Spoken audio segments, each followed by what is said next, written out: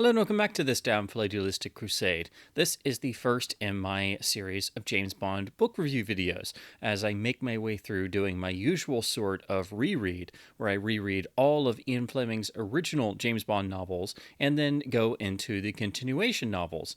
I do this every year or two, or at least I try to, and I grew up with the books and reading as many as I could get my hands on as a young James Bond fan, but also digging further into the world of the continuation novels.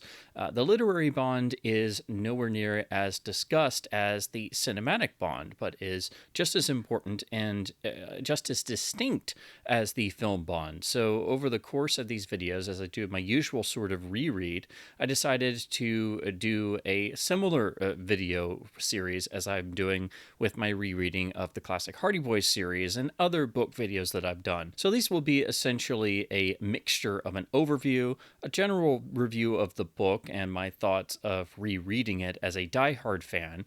So hopefully my opinion is a bit more informed of having essentially a lifetime with these books, and also highlighting the differences between the books and the film series. I do always look at James Bond as being two distinct versions, the literary James Bond and the cinematic James Bond. They're, of course, different themes, different eras, different authors, so different approaches to the character exist. But at its core, there are two distinct worlds of Bond. The literary Bond and the cinematic Bond share many traits, but do have their own unique elements that make them distinct from one another. So they should always be looked at as separate entities in most senses, but of course, all of it goes back to Ian Fleming's creation.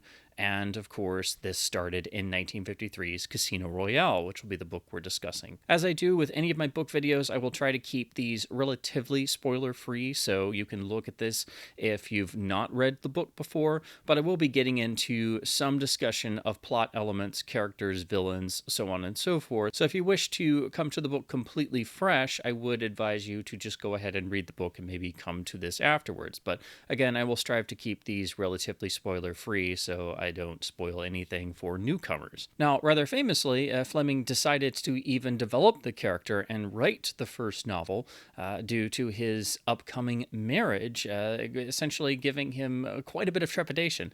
And Fleming also had a great background not only in pulp fiction as a lifelong reader of adventure stories, but also had a great deal of essentially a spy background due to his service in World War II. So he had personal experiences and also knowledge of various covert operations, but in particular, there was one actual event that took place at a casino that Fleming essentially took for the basic plot idea of Casino Royale. What's amazing about this being the first Fleming novel and the first James Bond novel is just how much of Fleming's style and the world of James Bond that's already present. One would be tempted to look at this as an origin story or a setup for the character to come, but when you read Casino Royale, I'd say about at least 90% of the James Bond character is fully formed.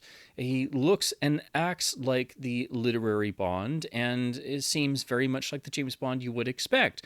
But over the course of the novel, you realize that this is essentially the last in a series of events that fully create the James Bond we know. So while Bond himself is, I would say, 90% there, the actual mission and the aftermath of Casino Royale is what formalizes and crystallizes that last element. It's the last missing puzzle piece. So after this experience, and starting with the second novel, Live and Let Die, we are fully thrown into the James Bond action-adventure world, if you will. And as you go through Fleming's novels, he has a tendency to eventually start to split into two different modes of writing. His tone and writer's voice is always the same, but he will write a James Bond novel either more in a pulpy action-adventure oriented mold, such as we see in books like Live and Let Die or Dr. No, for example. And then eventually he also starts trying to essentially have more literary aspirations or sort of strive for something grander with the Bond novels. So in later books, such as On Her Majesty's Secret Service, Are You Only Live Twice, they are very much trying to be something different. So it does keep the books fresh in a way that Fleming did try to do different things over the course of the Bond novels. But you will notice that there are distinct themes and styles being used. So different books may appeal to your tastes more. It just depends on what you're looking for as a James Bond fan. But there is at least a sense of growth that starts with Casino Royale. So I do think it is important to read the books in order, but it is fascinating to see just how much of Bond's world and how much of the Bond character is already present here in Casino Royale. The story setup is actually quite simple. It deals with Bond going to the Casino Royale itself. It is set in a slightly fictionalized city in France with a grand casino and hotel, and Fleming gives us all this beautiful background, which is obviously based on actual French cities, but he decided to essentially make up a city and casino of his own for various purposes. But we are immediately thrust from the opening page with the immortal line, "The scent and sweat and smoke of a casino are nauseating at 3 a.m. That is our entry. That is the first line. And from that first line, we are in a different world that is very similar to our own, but it is hyper realized. And Fleming's prose has such a way of grabbing the reader's attention from the get-go that it never quite lets up that electric charge of attracting the reader and then keeping you in this perpetual state of being hooked into the writing. So there's an energy in Fleming's prose, but he also has such a delicious wit in his observational style and his ability to have absolutely beautiful descriptions of seemingly everything, whether it be characters or locations or environments or objects or, of course, Bond's internal monologue as well. So there's always a sense of this dry wit in all of Fleming's writing, but there's also a unique linkage between Fleming's dry observational wit and the characterization of Bond himself, which has led many to argue that James Bond as a character was a sort of idealized version of the author, or that James Bond was the sort of superheroic character that Fleming wished he was or imagined himself as. I'm sure there was some degree of that. Every author usually places themselves in the character's mindset, but I don't think that's what Fleming was specifically doing. That's an argument that's been made for decades and something you'll see thrown around a lot, and it's up to you to decide if there's any validity to that. But James Bond of the British Secret Service, one of the only in the 00 section who are licensed to kill while on assignment, has been sent to Casino Royale to play a game of high-stakes baccarat against the Russian operative Le Chiffre, as the organization has discovered that he has been misusing state funds, essentially, and is trying to essentially, in a last desperate gamble, to win back that money and replace it before it's noticed that it is gone, because he actually works for the Russian organization Smersh, which is their secret organization devoted to crushing all spies and intelligence services of other countries. Smersh is, of course, short for Smert-Spionum, and would be the primary antagonist of most of Fleming's Bond novels up to a point.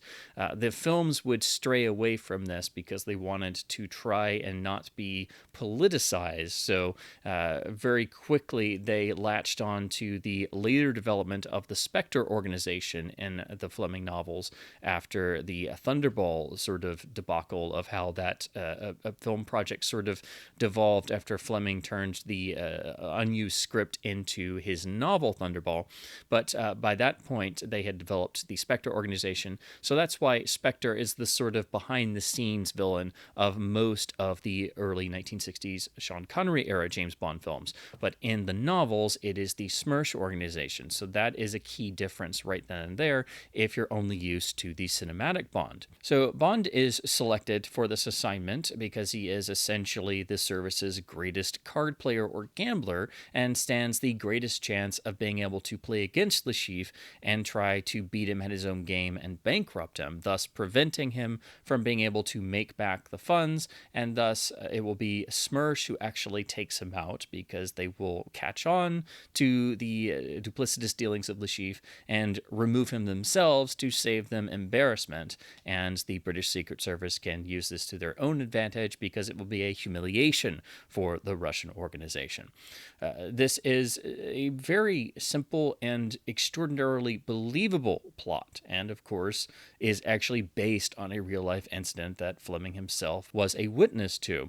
So there is a great basis in reality, and this furthers the believability of the story. It's also good for a first novel and a first of a series to have a simple but effective jumping off point, because again, it has to be stressed that this book also has to establish the world of the character and the character himself. And the opening sort of third of the book is all about giving us the details, the inner workings of the British Secret Service, of the 00 section. We're introduced to the M character. We get the background detail of how Bond is selected for this assignment, and also we get the fascinating background character detail about Le Chiffre and why exactly he used state funds. Interestingly, Fleming goes with the backstory of Le Chiffre having a desire to make funds by developing a scheme of essentially running a bunch of brothels, and this going well up until a point when the laws were changed in France, where he had said brothels, where they were suddenly outlawed, and thus he was suddenly out a great deal of money that he had taken from Smersh's coffers. So this necessitates the need to replace said money. And the quickest and simplest method Le Chiffre feels is at his disposal is to essentially play a no-limit high-stakes game of baccarat at the casino. Bond is thus dispatched, and it has a nice establishing of a cover given to him, and actually plays at the casino for some time to get a feel for the area. This allows us to get more acquainted with the character as new readers in the first book, and also get a handle for Bond's personality by all of the wonderful observations with his internal monologue. Bond as a character in the novels is far different from the films. He is much more human. We get to experience all of his fears and desires and rationales and how he moves through the world. He has seemingly opinions about most everything and is very much a self-made man. And of course, this being in the 1950s, there are obviously going to be some dated aspects, particularly in terms of social and gender politics. So that is to be expected with anything from the past, particularly something from 1953. And while it doesn't ever overwhelm the works, it is usually something that people highlight, especially now when they're coming to the books for the first time and they're used to the Bond of the films. So it is another element that does distinguish the literary Bond from the cinematic Bond. The literary Bond is much more human and much more obviously so, and has a number of foibles and a number of qualities that are not necessarily admirable, and Fleming's work is obviously of the time in which they were written, so there are some dated elements, but again, that is simply to be expected for a work of this time period. What seems like would be a simple enough plot is quite deceptive. Fleming was really masterful in being able to give the reader a very clear idea of the plot and the goals of the story, but then very quickly turning that on its head, or starting to, and then increasing the pressure, because Bond finds that his cover is essentially blown quite quickly.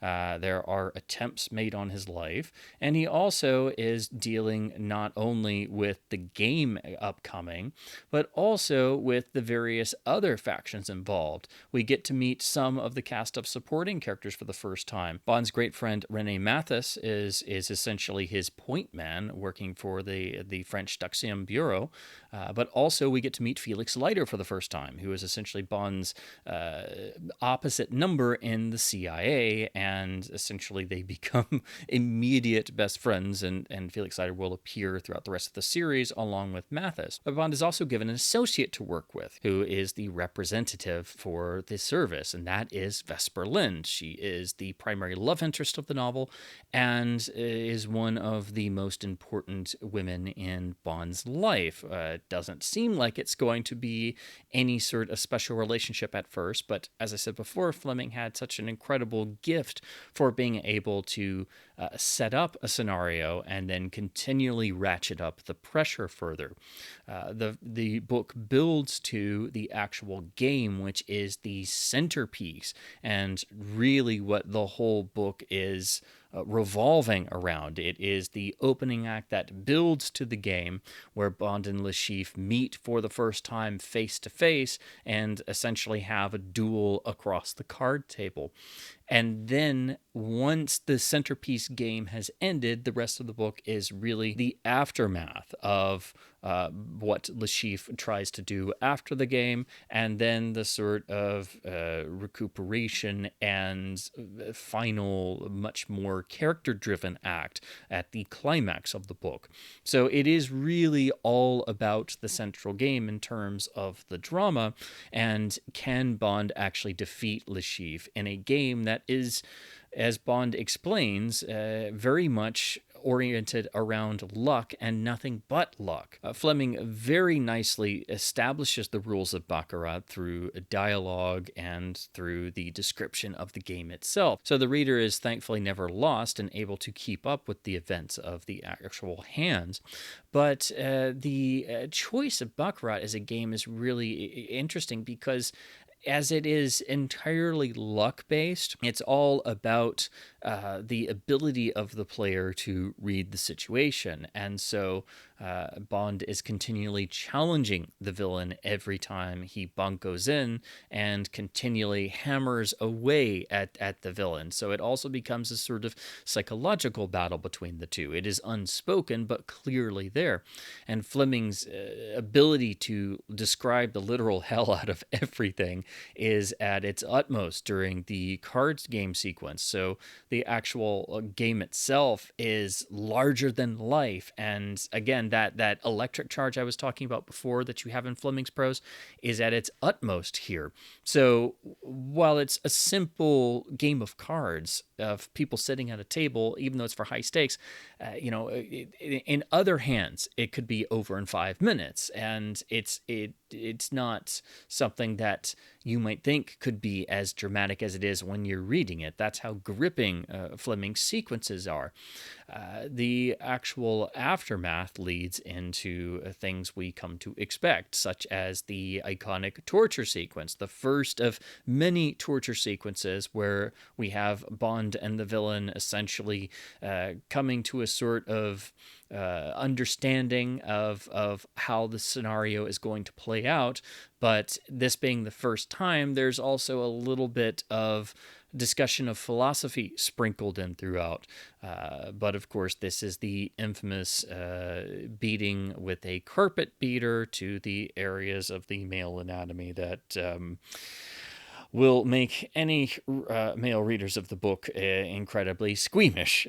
Fleming was not one to shy away from being at his absolute descriptive best in all areas. So all of the torture sequences in the James Bond novels are extraordinarily well developed and very much felt by the reader, as are the rest of the elements of the novel. Again, as this is the first novel and it is trying to have that last sort of element that will completely crystallized the James Bond character into the James Bond icon we think of, there is a sense of this being that first time out. It is the first novel.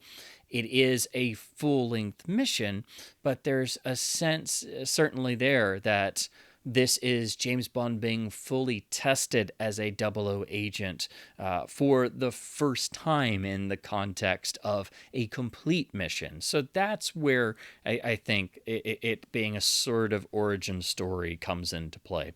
And it is the contact and aftermath of his dealings with Le Chiffre and the Casino Royale affair that does put in that last puzzle piece, that last sort of element to make James Bond who James Bond really is in the books. This is that last missing piece that essentially completes the armament of the character, the emotional armor, if you will, the sort of detachment from the rest of the world.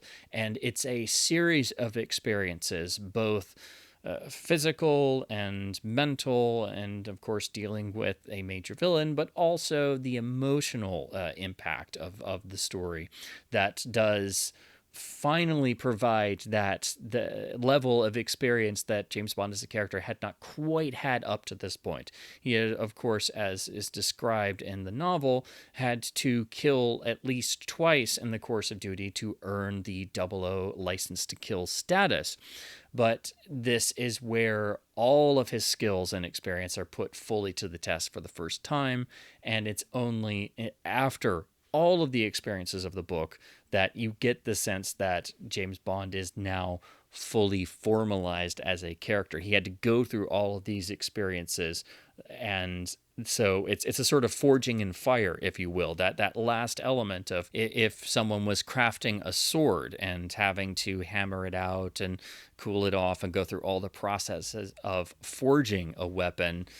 That's sort of what the James Bond character goes through in Casino Royale. So if you're coming to the books for the first time, it's important to read them in order for reasons like that. There's a sense of continuity that builds and develops, and you can see the James Bond character start to change a little bit at a time over the course of these experiences. And of course, there's a span of time, and Fleming as an author started to change and grow and develop.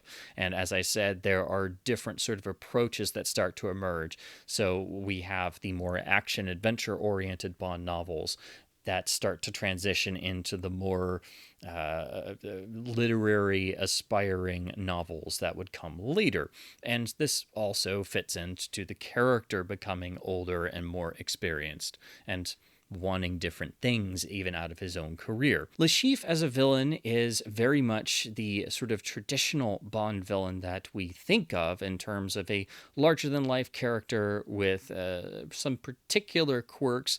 I always remember in particular his usage of a Benzedrine inhaler and the fact that his actual background is unknown to a degree, so he actually assumed the name of Le Chiffre, which is actually just, in English, it's simply the number. So there's a certain interesting quality to a villain who you don't actually know his full backstory, and his name is literally anonymous. There's also a certain delicious irony to the fact that Le Chiffre has actually gotten himself into this trouble and is trying to dig his way out before he's caught. So there's a definite, it gives a certain humanity to this character. He's operating out of fear, but in his dealings with Bond is maintaining that traditional sort of Bond villain front of trying to psychologically outmaneuver this secret agent who's out to get him and has enough knowledge to do so. Vesper Lynd as a character is, I think, representative of Fleming's ability to create female characters and love interests who were more than the sort of sex objects they're sometimes written off as, which I think is extremely unfair. I think Fleming had a great ability to write female characters that the reader actually comes to care about. There's a sense of them as people with real thoughts and desires and hopes and fears, just as there is with the James Bond character himself. Vesper is obviously another operative of the British Secret Service, but in a much lesser capacity, and has been sent out as a liaison officer of sorts. She and Bond are obviously not seeing eye to eye at first. Bond is very much grumbling and grouching that he's been essentially tasked with keeping an eye on an officer who also just happens to be a woman, and in Bond's eyes, as would be thought of by most intelligence people at the time, most likely due to it being the 1950s, as not belonging essentially in the field. Interestingly, though, while Bond does have these ideas and floating around in his head, he does occasionally chide himself for having some of these outmoded thoughts. So, interestingly, there is a bit of Fleming having Bond question these ideas, but he's also ingrained in this sort of focus on the job at hand, and sometimes that does entail having some certain outmoded means of thinking. It is not really thought of by either character that there will be any sort of relationship that develops outside of perhaps some interesting recreation after the job is completed, after the mission. But interestingly, a romance of sorts does start to develop, and this is where you see the literary Bond again distinguish himself from the cinematic Bond.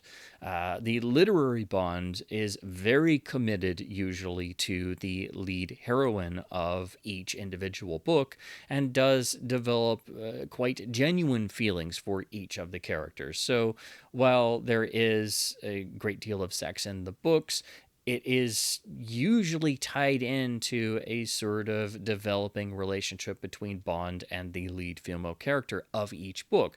And this ties in with Fleming's great ability to characterize each of the heroines. So that's why I like to refer to Fleming's female characters as heroines, because there is a developed enough character for the reader to associate with and come to actually care about. And so that makes the finale of the book quite striking, because after a sort of recuperation period, which is of course quite necessary, it is all about these two characters. It's almost a sort of postscript section, and it's all about the emotional standings of the two characters. And so the events here are something you wouldn't quite expect from a action adventure story, but absolutely crucial for that sort of ability to finalize the James Bond character. So this is James Bond as a character in Casino Royale going through multiple different events, and it is actually the final event that is the most painful and the most striking, and it's not anything that's physical or a torture sequence or even about the big game itself. It's a much more emotional and private and personal matter, and it builds to what I think is not only a unbelievably striking closing line, and I think one of the greatest closing lines in all of literature, but it is the point at which the last vestiges of Bond as a human being are essentially tamped down and closed off behind the sort of protective armament that he has developed over that has been finalized over the course of the story. So it is actually a person developing further over the course of an entire book to the point of which the very final line of the novel is where that process is complete. And the final line is where you have James Bond as he is throughout the rest of the novels. Bond still retains all of his humanity in his internal monologue and reactions and fear and all of the incredible ways that Fleming wrote this in his novels. But this is us as the reader getting to be behind this sort of the public front, how James Bond moves through the world, because we can actually read his internal monologue and know his thoughts and are thus tied directly into the very human aspects of this character we're reading. It is interesting to see that difference between Casino Royale and then the rest of the books. So it is very important if you're coming to the Bond books for the first time and you like following continuity, you can read the books out of order, but it does really help to read Casino Royale first because it's the perfect entryway into the world of the literary James Bond, into the world of Fleming's novels, because you, along with James Bond, kind of go through this process, and so you can see why this character acts the way he does, and then why he proceeds to slightly change, and then how he acts through the rest of the series is influenced by this. So Casino Royale remains just as engaging, just as striking as it did in 1953.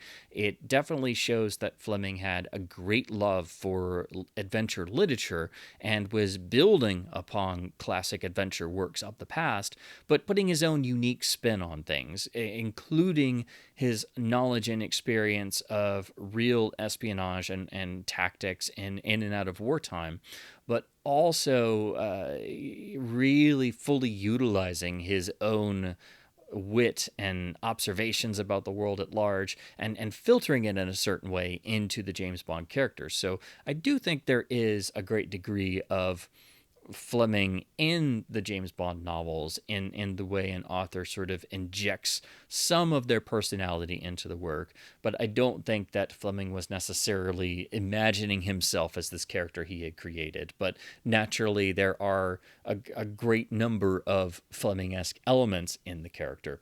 It's just you very much get a sense of Fleming's mentality in a lot of ways when you're reading the Bond novels. I think that's impossible to escape.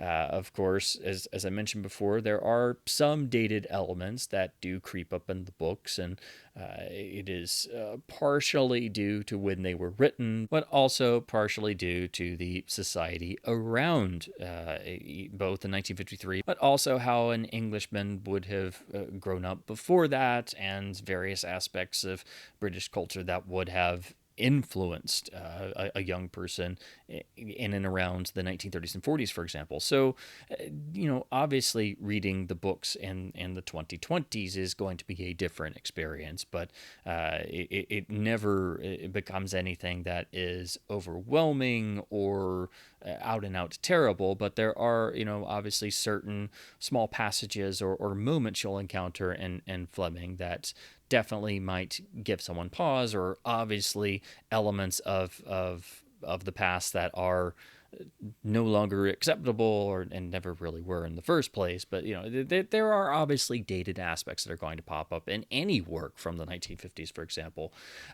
This gets me into a point I did want to make, or at least mention in covering the Fleming novels, and that is the recent decision of Ian Fleming Publications to perform slight tweaks and edits to the books on the most recent reprinting. So if you do have the most recent US or UK printings of the books, most of them have some slight tweaks, and I think all of them carry a generic sort of line or disclaimer at the front saying that they have been edited in slight places for essentially for modern sensibilities. So that's not something I agree with, and that's something that honestly sets a dangerous precedent for preserving any form of media or art. But it is something to be aware of if you're coming to the books for the first time. While not all of the books actually have changes made to their original text, they still carry that disclaimer. I think they just kind of use it as a blanket statement. But if you want to be sure that you have the completely unaltered text of all of the novels, you will want to track down any of the past editions. So basically, anything before the latest editions will have the original unaltered text, outside of some slight tweaks made for the US market in terms of spellings or word choices, as was common when any British work is brought over to the US. There were usually a few tweaks. The only book that had a major difference for the American text was Live and Let Die, and that was due to the American publisher suggesting some tweaks and changes, which Fleming actually did agree to. So the Live and Let Die is the only novel that should exist in two slightly different text forms, and I'll go into that more when I do my video on Live and Let Die. But Casino Royale is the real nucleus of the Bond character in all of its forms. This is where everything started. This is where everything comes from, and it's there's something to be said for going back to the source of any sort of character that you're fascinated with or you have a long history with. And with Bond, that is going back to Fleming, and especially in particular going back to Casino Royale. It is where everything stems from, and Fleming's prose is the purest expression of the James Bond character. But it has to be said, if you're only used to the films and the cinematic Bond, it is a bit of a shock coming to the literary Bond for the first time, because it is so distinctly different from the cinematic rendering that started with Dr. No in 1962 and has seen variations, but there is a distinct line drawn between the literary Bond and the cinematic Bond. And while they are intertwined, they will always be two unique, different worlds and different characters. So they will inform the other as time goes on, but they have to be looked at as separate entities. And so the literary Bond is essentially a whole field of study in and of itself, separate from the cinematic Bond. So if you only know the films, I think you definitely owe it to yourself to dig into the literary Bond world, see where everything came from, and you have to really go to Casino Royale to do that. And reading Casino Royale gives you a greater insight to the core of the character. Now, in terms of film adaptations and what the films pulled from the novels, famously, Casino Royale was not part of the original deal with Harry Saltzman and Albert R. Broccoli in terms of the Eon films.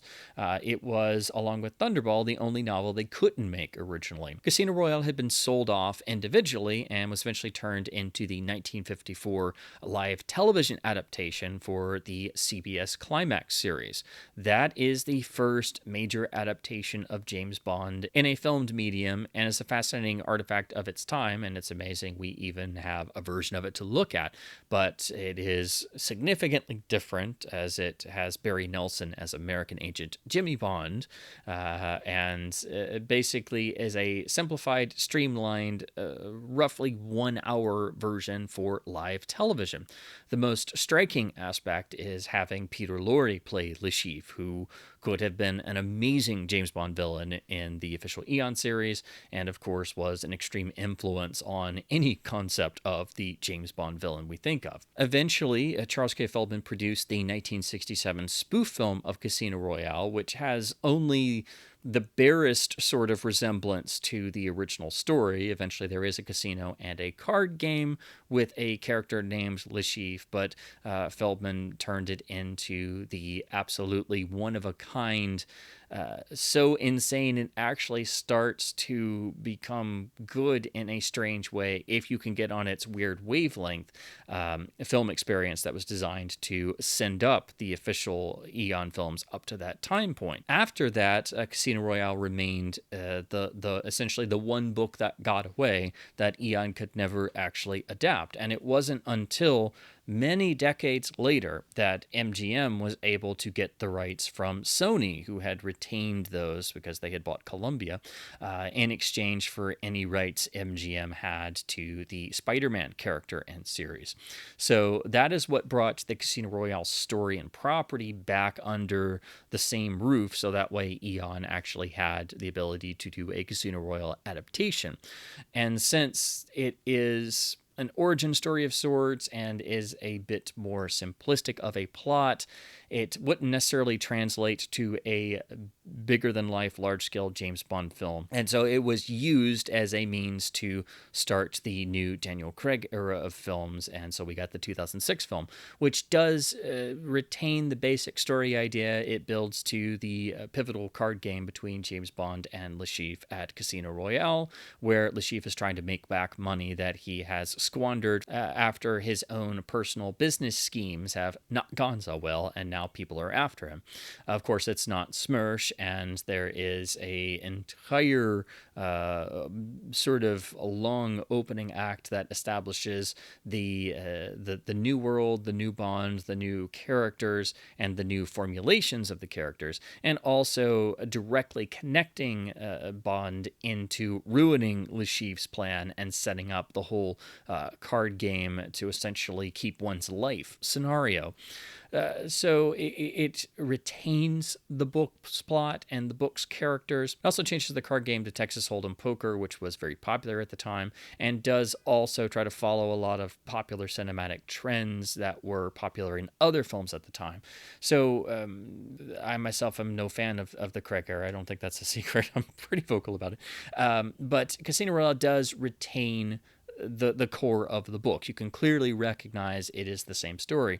However, it doesn't do anything to address certain quirks of the original plot, and due to the way that the film has an entire opening act build up to the card game, it does distract from the intensive plot focus that Fleming had, where everything was focused on building up to the game, which was the central act, and also wasn't something that was very extended as it is in the film, where it's broken up many different times into essentially smaller games.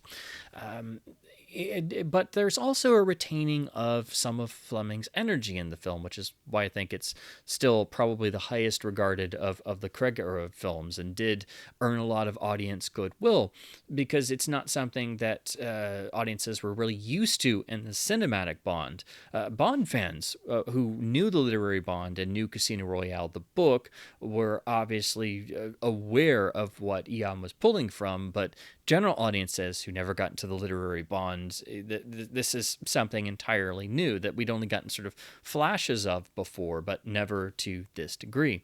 However, I'm not really a fan of some of the directions that the film took, and I do think it is overall a weaker version of the story. In particular, my biggest problem is with the film's ending, which is determined to give a high note or a sort of win for the character, for the audience to go out on, which is something that Ian seems very much determined to do in all of the modern films. As dark as they can get, there's some sort of attempt to have a higher note to go out on. And with Casino Royale, that really runs against the meaning of the book, which ends at a particular point and is very much like the ending of On Her Majesty's Secret Service. So as you can see, I'm still trying to avoid spoilers, but if you've seen the film, which you probably have if you're watching this video, you'll know that there's an additional scene that takes place after roughly where the book ends.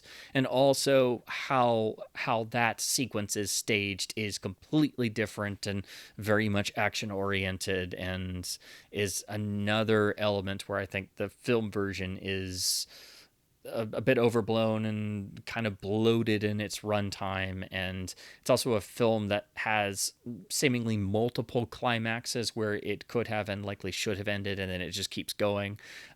So I do have many issues with the film, but in particular, it's handling of the ending and trying to essentially have this story end both ways. Have the dark, very emotionally charged ending that is the formulation, the last element that makes James Bond who he is, exactly where Fleming ends the novel. The film has that, but it also sidesteps it and makes it less focused on the characters and thus less emotionally gripping. But then it's also going on after that and trying to give a sort of win for a story that's destined to end as a loss. And that, for me, is something that is trying to force more of the cinematic bond onto the literary bond. So I do think there are good elements in the film adaptation, but it's also trying to do a lot of other stuff to try and turn Fleming's Bond into more of the cinematic bond. So they put on a lot of the cinematic trappings, but then they also try to follow a lot of trends that were going around in 2005, 2006 that feel a bit alien from either version of Bond. At least that's my own personal take on it. But that was the point at which that Eon finally was able to adapt Casino Royale. And basically you have all of Fleming's novel there in the film in terms of building to the card game to essentially try and destroy Le Chiffre in his own attempt to save himself and thus remove an important enemy from the essentially from the game board simply by beating them at a game of cards. And then the relationships with Mathis and Felix Leiter being developed, and then Bond and Vesper Lynd's relationship. So it's basically there in the film, but I don't think it's anywhere near as effective as it is in the novel, which is much more focused, much more gripping in terms of the actual sequence of events and the depth of the characterizations, and also fully detailing the world of James Bond, which is a sort of hyper-realized reality. I also decided to briefly mention some of the other adaptations of Fleming's Bond novels. So, of course, with Casino Royale, that means jumping into the comic adaptations, of which there are actually several, and then there were at least two different attempts to bring Casino Royale to a live stage adaptation. One that only happened as a read-through, essentially, and then one that actually occurred last year. So to talk about the comics, that means, of course, first turning to the iconic Daily Express newspaper strip, which Casino Royale was the first story adapted in 1958 and set the tone for the strips to follow. The Daily Express strips are really unbelievably important because this was what really got more of the general public interested and knowledgeable about the character of James Bond long before the film series started. And this was during the time period where Fleming's books were not selling all too terribly well, especially here in the US, where they were still practically unknown unless you were devouring particular genres in terms of anything that was even remotely like spy fiction. So the Daily Express strips were, of course, in newspapers and households every day. And they also, when you look at the artwork, obviously characterize Bond much more with a sort of sense of the hard-boiled American detective type characterization. So the actual rendering of James Bond is notably different to the Fleming description of Bond looking somewhat like Hoagie Carmichael. And this also is sort of rougher, at least with a bit more of an Americanized or worldly feel to the character, slightly less British in terms of overall general first impression appearance. This was something that the producers, when the Eon series started, were actually trying to capture, along with United Artists, of having at least some appeal to the American market by making the character not be so obviously British on for that first impression, which is very important because they didn't want to alienate an American audience. And everybody could point to the Daily Express strip as the sort of example. And most people only knew James Bond as the Daily Express newspaper strip. So in the late 50s, early 60s, before the film started, if you said James Bond, most people were immediately going to think of the Daily Express strip and this slightly more hard-boiled, two-fisted Bond. But what's surprising when you read the strips is they're a really good distillation of the novels in terms of here in Casino Royale. It is retelling the entirety of the novel, but in newspaper strip form, so a certain amount of panels per day. So reading them back to back, if you're not used to the form, it can seem very iffy, and it is, of course, serialized and, of course, does take some getting used to. So they do have to streamline some of the action, but it's got pretty much the majority of the book and maintains all of the emotional climax and has a sense of atmosphere and even has the torture sequence, although it is very much abbreviated. It is here. So writer Anthony Hearn in his adaptation manages to get the whole spirit of Fleming's novel across. And of course, you've got the incredible illustrations by John McCluskey, who of course created this version of Bond in appearance and gives you all of the incredible atmosphere of the story and the location of Casino Royale. So it's a brilliant adaptation for the newspaper strip form, and even though it's got to deal with some censorship for being a 1950s newspaper strip, you've got pretty much, I'd say 80 to 90% of the novel there, and the tone is right, and you've got all of the various acts of the book, and you have the sense of poetry and the sense of tragedy in the ending, just like the book. So the newspaper strip brilliantly captures the spirit of the book, and it's been reprinted many times by Titan Books, so you can get a number of Titan editions that reprint the strips. The best overall value are the omnibus volumes, where they did every James Bond strip in order in 5 affordable oversized paperback volumes, but the print quality on all of these is fantastic, and as you can see, you have all the strips laid out in order, and the print quality is really fantastic. So the artwork translates beautifully, and these read just as well as they would have in the 1950s. But you can't overstate the importance of the newspaper strip, because the newspaper strip is what got Bond into people's minds, in terms of that was what most people were aware of before the books became more popular. But that's not all, because in 1968, the Chilean comics publisher Zig Zag started a series of James Bond comics that used the likeness of Sean Connery and did a mixture of original adventures and original stories, and then some adaptations of Fleming, one of which was an adaptation of Casino Royale. And thanks to the incredible efforts of the fan site Comics Royale, you can actually read this adaptation from scans of the very rare comics that they've also done a brilliant translation of. And that's what Comics Royale really focuses on, is trying to put a spotlight on the rare and various foreign James Bond comics and do really great translations. So they go through one at a time, and thankfully they've completed the Casino Royale issues, so you can actually view these, and I'll leave a link in the description. So it's actually got 4 issues as a build-up of Bond basically thwarting various attempts of Le Chiffre to raise funds, and then the Casino Royale adaptation is in 1 volume, and it basically does the general story with some slight tweaks, because the Zig Zag comics sort of jump around with elements of the Connery era and have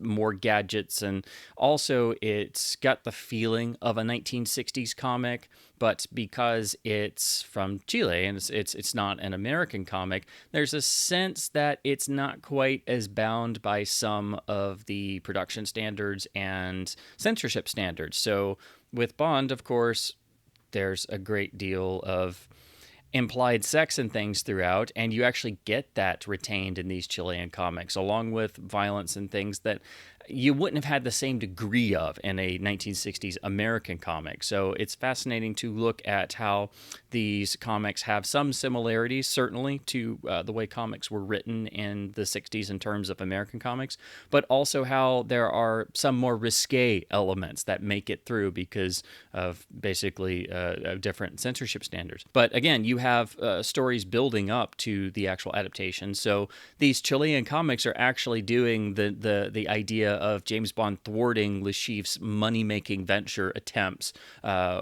whether he knows about it or not, long before the 2006 film did that in its screenplay approach. So you see they're already playing around with that idea here.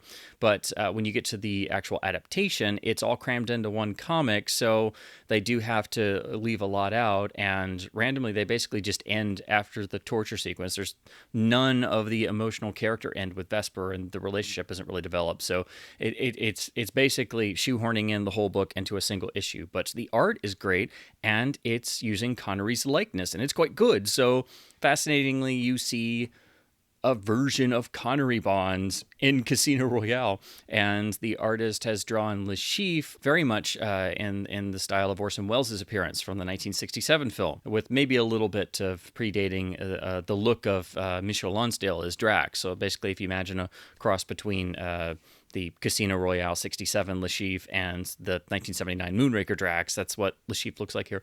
So fascinatingly, you've got that dynamic as well with some nice art. And because it's a 60s comic, there's a lot of really bold and vivid colors. So these are fascinating to read. And I hope that Comics Royale finishes translating the other issues, because I've had a blast reading through these. So again, I'll have a link in the description below so you can check out the incredible work of Comics Royale and these just really forgotten treasures of James Bond in other countries. And then finally, we turn to the Dynamite comics adaptation.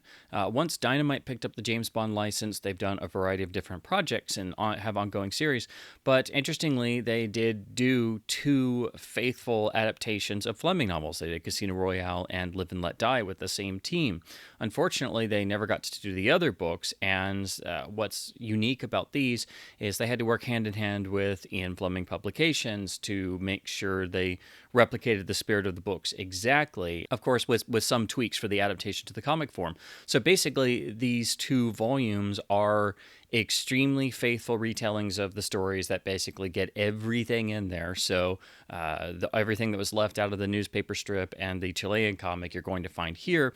But interestingly, they've had to find ways to relate James Bond's internal monologue and Fleming's descriptions. And so you see them playing around with how to directly translate a novel into comic book form. It's a really unique and very faithful adaptation that is extremely well done and shows that the creative team had extreme care in wanting to do the adaptation justice, and that comes across every page. It's also, again, separate from the other Dynamite comics. So if you ever wanted a faithful visual adaptation of Fleming's novels exactly as written, the 2 Dynamite adaptations of Casino Royale and Live and Let Die are what you've been looking for. And again, it helps that they were working hand in hand directly with representatives from IFP to literally translate as much as humanly possible of the novel into a visual medium. So these are really fascinating and very important parts of the overall Dynamite James Bond publishing that I think kind of get overshadowed by all of the new and original story arcs, which form the bulk of what Dynamite does. And because they didn't get to do the other books, it's just kind of these 2 outliers. Then there were also 2 different stage versions of the story. And when you think about it, of all the books, Casino Royale is the book that would be easiest and most suited to a stage adaptation. So it makes sense that somebody would try to do that. And in the mid-1980s, that person was actually Raymond Benson, who was responsible for actually writing a whole stage play version of Casino Royale, which was basically, I guess it was technically commissioned by the Fleming estate at that time, which I think that was when it was still called Glidrose, and this was after he had written the invaluable Bond tome of Bond tomes, the James Bond Bedside Companion.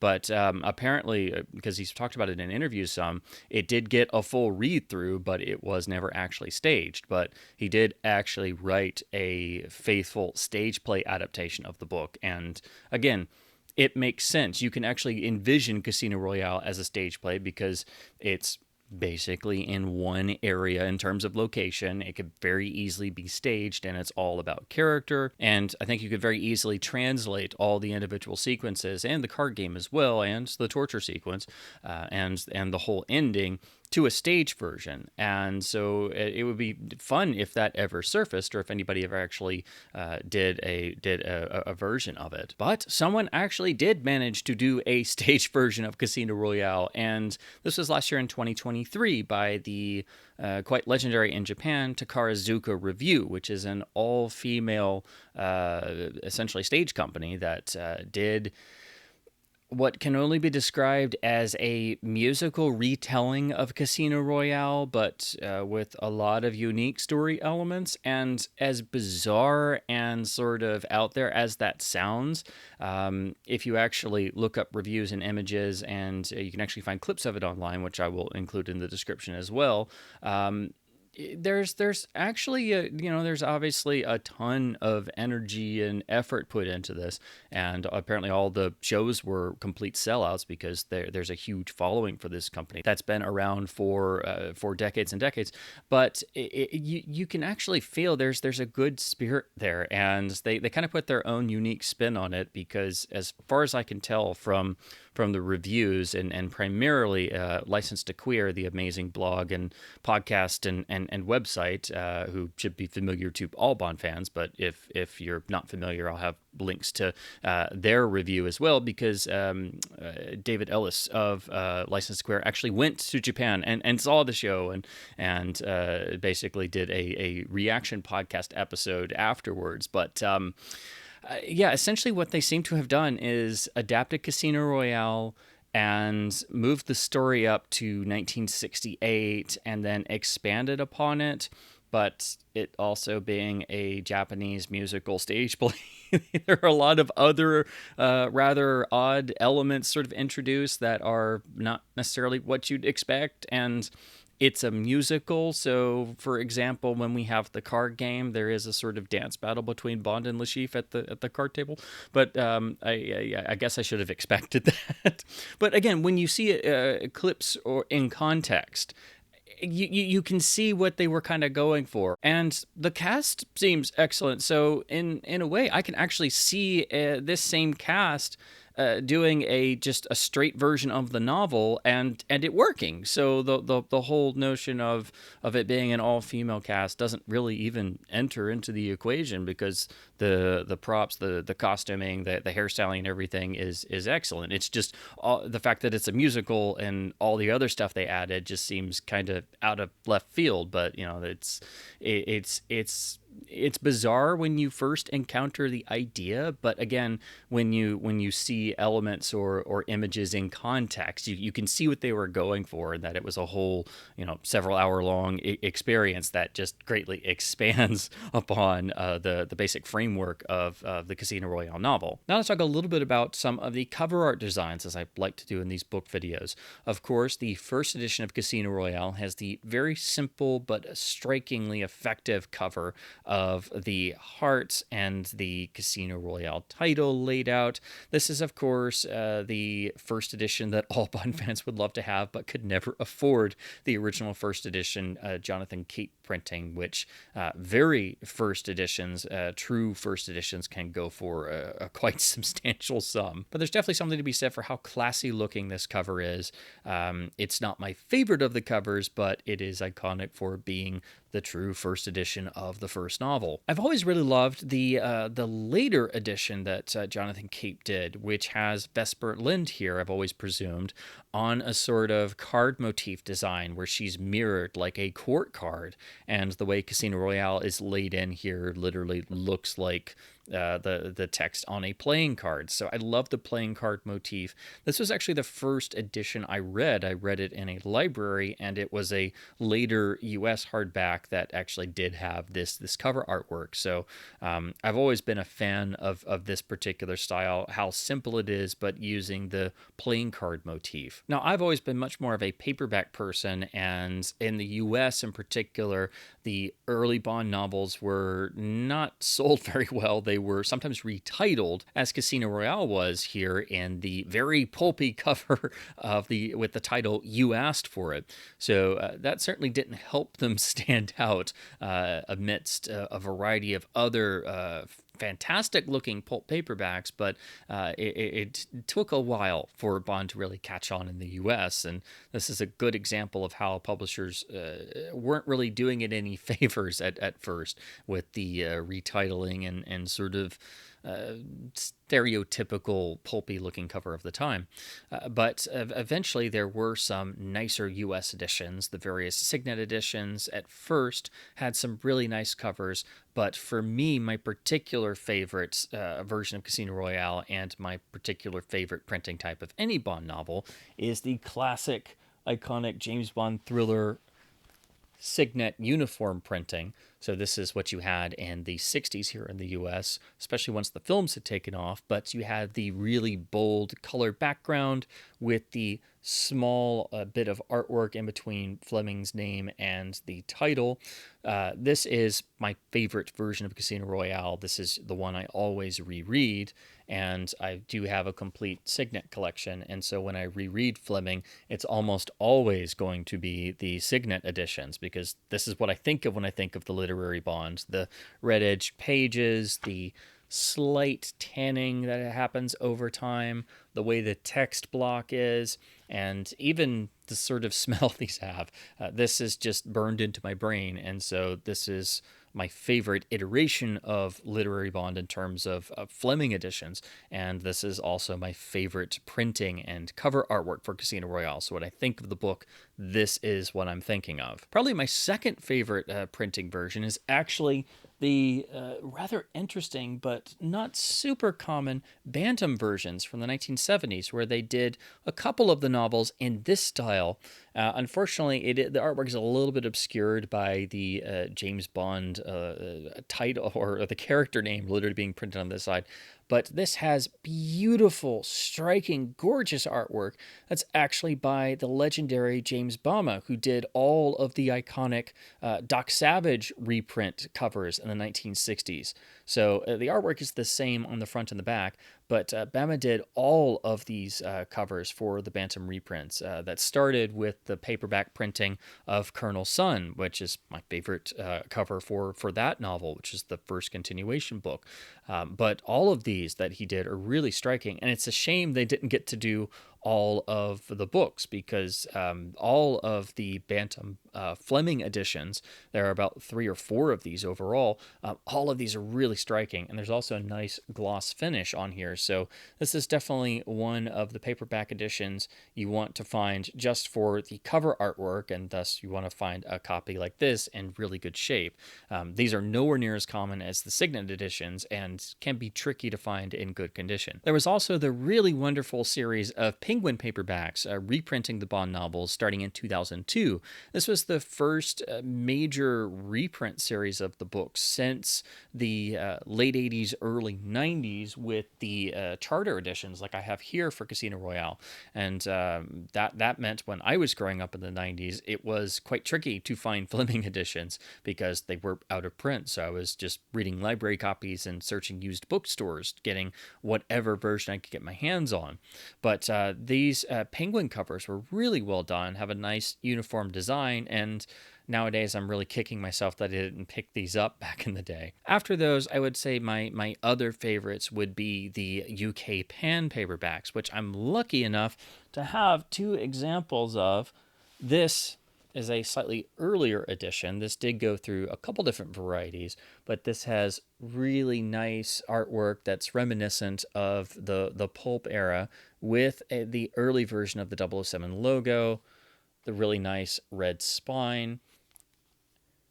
And these are just very uncommon to find in good shape here in the US. So I've been lucky enough to stumble across a few of the British Pan paperbacks here and there. So I have a couple in my collection, but nothing like some of the complete beautiful collections that other fans have. And then here is the slightly later reprinting from 1963, where they switched over to the much more common, very striking uniform James Bond design, where you have a very striking color background and then a focus on particular items unique to that particular story. So here you have the cards, the green of the gambling tables, and then the check for the money winnings.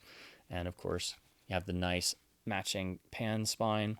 And on the rear, the lovely shot of Fleming that was used for this iteration. But otherwise, it's the same dimensions and text as the earlier Pan copy. Again, I'll just underline the fact that if you're new to the books and you're looking at picking up all of Fleming's novels, do be aware that the modern reprints that just came out in the US and UK do feature the new versions of the text. And while some books are seemingly unaltered, apparently Casino Royale has not been changed, but it still contains that sort of blanket statement that all of the texts have been tweaked and changed at the request of the publisher for certain elements. So I would advise just to steer clear of those. The new UK artwork at least has some interesting design elements in it, but the new US editions are across the board, I think the worst covers for any Bond novels. So they do look spectacularly unimpressive, and some of them are even using stock images for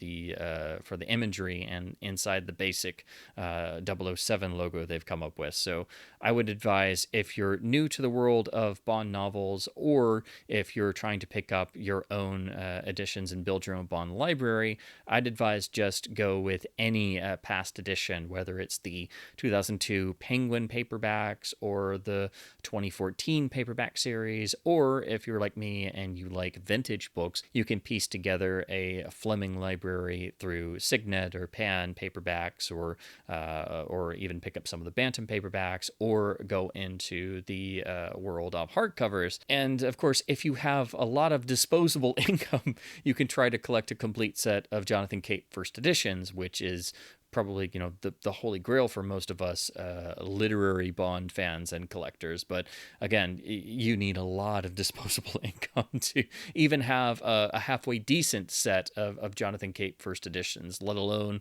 absolutely pristine condition ones, which will set you back quite a lot these days. So this has been my sort of thoughts on rereading Casino Royale for the umpteenth time, and once again starting my reread of the literary James Bond, starting with Fleming and then moving on into the continuation novels.